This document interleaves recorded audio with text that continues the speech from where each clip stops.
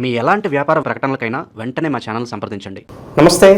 ఈరోజు మనతో పాటు సుప్రసిద్ధ జ్యోతిష వాస్తు పండితులు బ్రహ్మశ్రీ డాక్టర్ నాయకంటి మల్లికార్జున శర్మ గారు ఉన్నారు. గురువుగారితో మాట్లాడేద్దాం.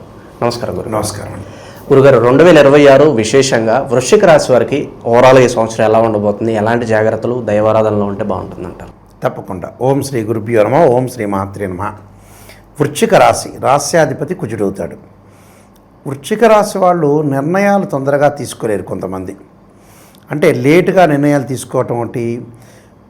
ఎప్పుడూ కూడా రెండు రకాలుగా మన పెద్దవాళ్ళు చెప్పారు. ఏం చెబుతారంటే తొందర ఒకటి, ఆలస్యం ఒకటి. ఆలస్యం అమృతం విషయం అంటారు. తొందరగా ప్రయాణం చేయండి, తొందరగా వెళ్ళండి అని చెబుతారు. అంటే ఇక్కడ కొన్ని విషయాల్లో తొందరగా చేయాలి, కొన్ని విషయాలు ఆలస్యం చేయాలి. దీనికి ఏం చేస్తారంటే రివర్స్ ప్రాసెస్లో ఉంటారు వృశ్చిక రాశి వాళ్ళు. 10 మందిలో 6. తొందరగా చేయాల్సిన పనులు తొందరగా చేయరు, ఆలస్యం చేసే పనులు తొందరగా చేస్తారు. అంటే ఇక్కడ వీళ్ళు ఆలోచన నిర్ణయాలు కానీ కొన్ని విషయాలు కానీ సమర్థవంతంగా నిర్వహించలేరు. అంటే మనస్సు ఎలా ఉంటుందంటే ఒక రకంగా కఠినంగా ఉన్న లోపల జాలిగుండె ఒకటి ఉంటుంది. వాగ్ధాటిని బాగా పెంచుకొని ముందుకు వెళ్ళలేరు. అంటే ఒకడు కొట్టు అనే లోపల కొట్టలేరు వీళ్ళు. అంటే స్లోగా ఉంటారు వీళ్ళు. మళ్ళీ కోపం ఉంటుంది, అన్నీ ఉంటాయి కానీ బట్ నిర్ణయాన్ని సరైన నిర్ణయంలో సరైన పద్ధతిలో సరిగా తీసుకోలేరు వీళ్ళు. ఇలాంటివి చాలా ఇంపార్టెంట్. వీళ్ళు నిర్ణయాలు అనేది ఎక్కడ ఆలోచన చేయాలో అక్కడ ఆలోచన చేసి నిర్ణయాలు తీసుకుని తొందరగా పూర్తి చేయాలి. ఎందుకంటే లైఫ్ అనేది మనిషి ఎక్కువ కాలం బతకరు. ఇప్పుడు చూడండి, ఆస్ట్రానమీ ప్రకారంగా భూమి 1 సెకను వేగంతో తొందరగా తిరుగుతుందట. అందువల్ల ఈ సంవత్సరం తొందరగా గడిచిపోయింది. చూసే లోపల గడిచిపోతుంది. మనిషి 60 ఏళ్ళు బతికితే 30 ఏళ్ళు నిద్రకే పోతుంది. ఈ 30 ఏళ్లలో వాష్రూమ్కి, హాస్పిటల్కి, వాళ్ళ యొక్క కార్యక్రమాలకి, సినిమాలు చూడటానికి, ఎంజాయ్మెంట్ చేయడానికి చివరికి అసలు 10 సంవత్సరాలే పర్టికులర్గా బతికేది మనిషి. 60-70 ఏళ్ళు అనుకుంటున్నారు కానీ మొత్తం మ్యాథమెటికల్గా క్యాలిక్యులేషన్ వేస్తే 10 సంవత్సరాలే. అలా ఉంటుంది ఇక్కడ. అందువల్ల చాలా జాగ్రత్త, తొందర నిర్ణయాలు తీసుకొని ముందుకు వెళ్ళటం అనేది మంచిది. 10 మందితో ఆలోచన చేసి నిర్ణయాలు చేయడం చాలా ఇంపార్టెంట్. ఇవన్నీ కూడా గోచారరీత్యా చెప్పబడే ఫలితాలు. ఉగాది నుంచి ఉగాది వరకు చెప్పేది ప్రామాణికం. బట్ ఇది ప్రామాణికం కాదని చెప్పడానికి వీల్లేదు. ఇవి ఆంగ్లమానం ప్రకారంగా ప్రతి నెలలో మనం రాశి ఫలితాలు తెలుసుకున్నట్టుగానే ఇవి తెలుసుకోవచ్చు. అంటే మన వాళ్ళు అనుకుంటుంటారు ప్రామాణికం కాదండి అని. కాదు, ప్రతి నెలలో రాశి ఫలితాలు తెలుసుకుంటున్నారు కదా, అలానే ఇవి కూడా తెలుసుకోవచ్చు. దాని తప్పేమీ లేదు. ఇలాంటి విషయాల్లో కొద్దిగా ఎలాంటి నిర్ణయాలు తీసుకోవాలనేది కూడా నూతన సంవత్సరం, నూతన ఆంగ్లనామ సంవత్సరంలో తీసుకోవాల్సిన నిర్ణయాలు. అయితే ఈ రాశి వాళ్ళకు వచ్చేటప్పుడు రాహుకేతువులు డిసెంబరు 6వ తారీఖు వరకు రాహు కుంభరాశిలోను, కేతు వచ్చేటప్పటికల్లా సింహరాశిలో ఉంటారు.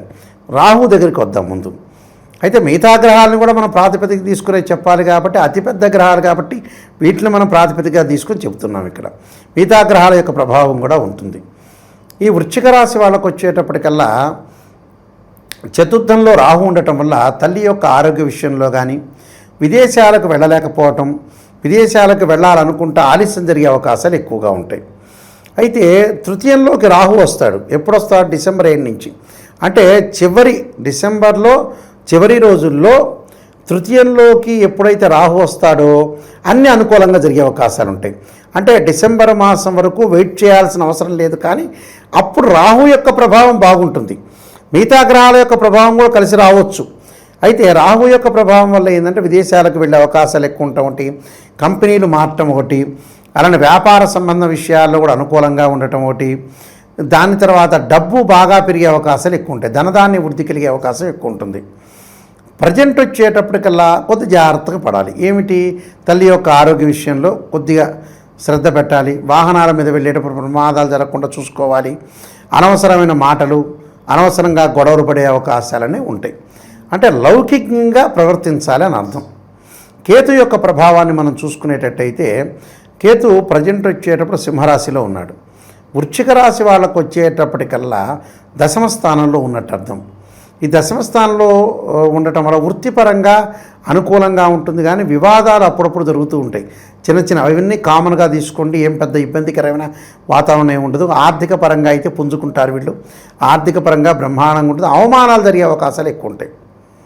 అవమానాలు జరగకుండా చూసుకోండి. అంటే బంధువులతోటి మిత్రులతో కొంత సహనంగా ప్రవర్తించండి. అనేక రహస్యాలన్నీ కూడా చెప్పొద్దండి. ఎదుటివాడు మంచివాడా కాదా అనేది ఆలోచన చెయ్యండి, కానీ మీ దగ్గరే శత్రువులు ఉంటారు, మిత్రులు కూడా ఉంటారు. పొంచి ఉండే అవకాశాలు ఉంటాయి. కాబట్టి కొంత మనం ఏదైతే ఉంటాం వాళ్ళ విషయంలో కూడా కొంత కేర్గా ఉంటాం ఇంపార్టెంట్ ఇక్కడ. అలానే శని యొక్క ప్రభావం ఏ విధంగా ఉందో చూస్తే, ముఖ్యంగా శని మనకి జూలై 25 దగ్గర నుంచి డిసెంబర్ 10వ తారీఖు వరకు రమారమి 140 రోజుల పాటు వక్రస్థితిలో ఉంటాడు మీనరాశిలో. ఉండటం వల్ల ఎలాంటి ఫలితాలు జరుగుతాయంటే, నేను ఇందా చెప్పినట్టుగా తల్లి యొక్క ఆరోగ్య విషయంలో కానీ, వాహనాలు కానీ, ధనధాన్య వృద్ధి కలుగుతుంది, డబ్బులు సంపాదించే అవకాశం ఉంటుంది, ప్రమోషన్లు వచ్చే అవకాశాలు ఎక్కువగా ఉంటాయి, ఆర్థిక పరంగా నిలదొక్కుంటారు. కానీ ఆరోగ్యాన్ని కాపాడుకోవాలని ఇంపార్టెంట్. అంటే అధిక శ్రమ కొద్దిగా తగ్గించుకోండి, శ్రమను తగ్గించుకోండి, కొద్దిగా వెసులుబాటు చేసుకోండి. డబ్బు గురించి మరింత వెంపర్లాడకూడదు. డబ్బు అవసరమే, నీడే. మనం డబ్బును ఎంతవరకు ఖర్చు పెట్టాలో తెలియదు కదా మనకి. ప్రపంచంలో ప్రజలకు ఏం తెలుసు అంటే, ఒక డాక్టర్ దగ్గరికి వెళ్ళాలంటే 1500 అవుతుంది, కానీ నేను 50,000 సెల్లు మట్టు కొంటాడు. ఇలాంటి విషయాల్లోనే టోటల్గా మనిషి ఫెయిల్ అయ్యేది. 100% ఫెయిల్ కావడానికి అదే కారణం. ఆ విషయాల్లో కొద్దిగా జాగ్రత్త పడాలి. అంటే టోటల్గా వీళ్ళకి ఏమిటంటే, గురువుని బలాన్ని మనం చూసుకునేటట్టయితే, గురువు మారతాడు జూన్ 2వ తారీఖు నుంచి కర్కాటక రాశిలోకి మారటం, అక్టోబర్ 31వ తారీఖున మళ్ళీ సింహరాశిలో సంచారం చేస్తారు. మరి ఈ రాశి వాళ్ళకి ఏ విధంగా ఉండబోతుందో చూస్తే, కర్కాటక రాశిలో ఉన్నప్పుడు జూన్ 2 నుంచి బాగుంటుంది వీళ్ళకి. కంటిన్యూగా జూన్ 2 నుంచి సింహరాశిలో కూడా పెద్దగా వాళ్ళకి ఎఫెక్ట్ ఏమి ఉండదు. జూన్ 2 నుంచి గురువు బాగుంటాడు, ధనదాన్ని వృద్ధి కలుగుతారు, డబ్బులు బాగా సంపాదిస్తారు, వృత్తి ఉద్యోగ రంగాల్లో విశేషమైన కృషి చేస్తారు, అధిక లాభాల బాటలో ఉంటారు, వివాహాది శుభ కార్యక్రమాలు జరిగే అవకాశాలు ఎక్కువ ఉంటాయి. అలానే విదేశాలకు వెళ్ళే అవకాశాలు కూడా బాగా ఎక్కువ ఉంటాయి. అంటే వ్యాపార విస్తరణ జరుగుతుంది, ఉద్యోగంలో మార్పులు జరుగుతాయి, అధిక లాభాలు వస్తాయి, వాహనాలు కొనుగోలు చేయటం, బంగారు ఆభరణాలు, దుస్తులు కూడా కొనుగోలు చేసే అవకాశాలు, ఇళ్ళు కూడా కొనుగోలు చేసే అవకాశాలు ఎక్కువ ఉంటాయి. ఒక అవమానం మినహా ఆర్థిక పరంగా ఉండే లావాదేవీలన్నీ కూడా బాగుంటాయి. ఫైనాన్షియల్ పరంగా ఇంప్రూవ్మెంట్ జరిగే అవకాశాలు ఎక్కువ ఉంటుంది. ఇన్కమ్ అనేది గ్రోత్ అయ్యే అవకాశాలు ఖచ్చితంగా ఉంటాయి. కాబట్టి టోటల్గా వీళ్ళకి అనుకూలమైన ఫలితాలు వస్తాయి. ఒక్కటి, బంధుమిత్రులతోటి వాళ్ళతో కొంత జాగ్రత్తగా ఉండాలి, ఎవరిని తొందరపడి నమ్మకూడదు. అంటే టోటల్గా వీళ్ళకి 100లో అవుట్ ఆఫ్ 70 మార్క్స్ వేయచ్చు. 70% అనేది చాలా బాగుందని చెప్పుకోవచ్చు. టోటల్గా వీళ్ళకి అనుకూలమైన ఫలితాలు అంటే, ఇంకా 75 కన్నా అబోవ్ రావాలంటే ఖచ్చితంగా కొన్ని పరిహారాలు చేసుకుని ముందుకెళ్ళాలి. వృశ్చిక రాశి వాళ్ళందరికీ కూడా ఎలాంటి పరిహారాలు ఈ సంవత్సరం అంతా కూడా చేసుకుంటే బాగుంటుందంటారు? వృశ్చిక రాశి వాళ్ళు ముఖ్యంగా అమ్మవారి యొక్క ఆరాధన చేయాలి. చాలామంది కూడా రకరకాల అమ్మవారిని ఆరాధన చేస్తుంటారు. శని యొక్క ప్రభావం అనేది బాగలేదు కాబట్టి దక్షిణకాళి స్తోత్రాన్ని పారాయణం చేయటం ఒకటి, అలానే దుర్గా అమ్మవారి యొక్క ఆరాధన చేయటం చాలా మంచిది. దాంతోపాటు వీళ్ళు చక్కగా బొబ్బర్లు, అలానే మినుములు, ఉలవలు దానం చేయటం చాలా మంచిది. వీలైతే వివాహం కాని వాళ్ళు, అబ్బాయిలైనా అమ్మాయిలైనా కొంత లేట్ జరుగుతూ ఉంటుంటే, అబ్బాయిలేమో కన్యాపాశుపతాశ్రుతాభిషేకం, అమ్మాయిలు వచ్చే వరపాశుపతాశ్రుతాభిషేకం, అఘోర గౌరీ పాశుపతాశ్రుతాభిషేకాలు, అలానే కుబేర మంత్రాన్ని చదవటం కూడా చాలా మంచిది. అంటే ఫైనాన్షియల్ పరంగా ఇంకా డెవలప్మెంట్ చెందడానికి. ఓం యక్షాయ కుబేరాయ వైశ్రవణాయ ధనధాన్యాధిపతే ధనం ధాన్యం సమృద్ధిమే దేహిమే దాపైస్వ అనే మంత్రాన్ని చక్కగా చదువుకొని 2 జంట సర్పాలను దానం చేయటం చాలా మంచిది.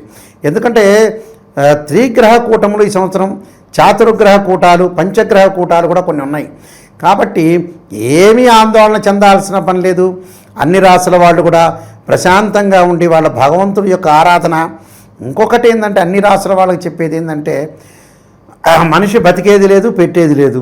ఈ స్థలం కాదు, ఈ ఇల్లు కాదు, ఇప్పుడున్న పేరు రేపటి రోజుల్లో మర్చిపోతారు తర్వాత రోజుల్లో. అందువల్ల డబ్బుని బాగా మంచి విషయాలకు డబ్బులు ఖర్చు పెట్టుకోండి, చెడ్డ విషయాలు దాచుకోండి, తినండి, ఆరోగ్యంగా ఉండండి, ప్రశాంతంగా ఉండండి, మంచి వాహనాల్లో తిరగండి, మంచి బట్టలు వేసుకోండి, పిల్లలకు కూడా కొంత పొదుపు చేయండి, డబ్బులు ఇవ్వండి. మరీ విచ్చలవిడి వద్దు, అంటే మరీ దుబారా వద్దు, అలానే ఖర్చు చేయకుండా పిసినారితనం కూడా ఉండద్దండి. మిడిల్లో ఉండండి, దేనికి ఖర్చు చేయాలో దానికి ఖర్చు చేయండి. ఎందుకంటే మనం చనిపోయిన తర్వాత ఎక్కడ పుడతామో, పుడతారో పుట్టరో ఎవడికి తెలియదు. ఆ పుట్టినవాడు ఎవడో తెలియదు, మళ్ళీ వచ్చినవాడు లేడు. అందువల్ల ఏదైనా సరే ప్రశాంతంగా ఉండి జీవితాన్ని, ఏదో మనం పాత్రధారులం, భగవంతుడు పంపించాడు, ఈ డ్రామా పాత్ర అయిపోగానే వెళ్ళిపోవటం, అంతే, ఇంకేం లేదు అక్కడ. డ్రామా ముగించుకొని వెళ్ళిపోవటం అంతే. అందువల్ల ప్రేక్షకులందరూ భగవంతుడి యొక్క ఆరాధన చేయండి, అందరూ మంచిగా ఉండాలని కోరుకోండి, అంతే. సో మీరు చెప్పినట్టుగానే ఓవరాల్గా ఈ సంవత్సరం అంతా కూడా ప్రతి ఒక్కరు కూడా అందరూ సంతోషంగా ఉండాలని మనస్ఫూర్తి కోరుకుందాం. ఓవరాల్గా ఈ రాశి వాళ్ళకి ఈ సంవత్సరం ఎలా ఉండబోతుంది అనేది అద్భుతంగా వివరించారు. ధన్యవాదాలు. నమస్కారం.